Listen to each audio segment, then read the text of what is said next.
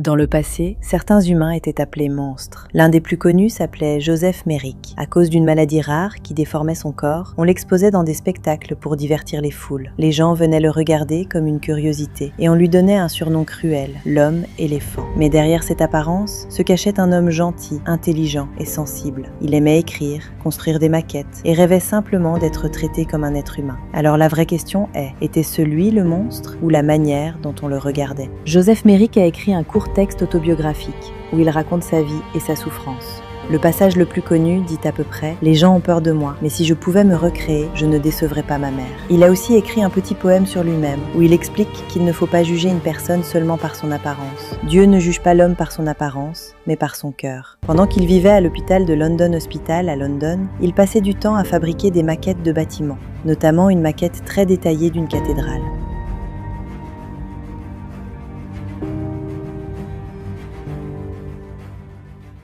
Dans le passé, certains humains étaient appelés monstres. L'un des plus connus s'appelait Joseph Merrick. À cause d'une maladie rare qui déformait son corps, on l'exposait dans des spectacles pour divertir les foules. Les gens venaient le regarder comme une curiosité, et on lui donnait un surnom cruel, l'homme éléphant. Mais derrière cette apparence se cachait un homme gentil, intelligent et sensible. Il aimait écrire, construire des maquettes, et rêvait simplement d'être traité comme un être humain. Alors la vraie question est, était-ce lui le monstre, ou la manière dont on le regardait? Joseph Merrick a écrit un court texte autobiographique où il raconte sa vie et sa souffrance. Le passage le plus connu dit à peu près « Les gens ont peur de moi, mais si je pouvais me recréer, je ne décevrais pas ma mère ». Il a aussi écrit un petit poème sur lui-même où il explique qu'il ne faut pas juger une personne seulement par son apparence. Dieu ne juge pas l'homme par son apparence, mais par son cœur. Pendant qu'il vivait à l'hôpital de London Hospital à London, il passait du temps à fabriquer des maquettes de bâtiments, notamment une maquette très détaillée d'une cathédrale.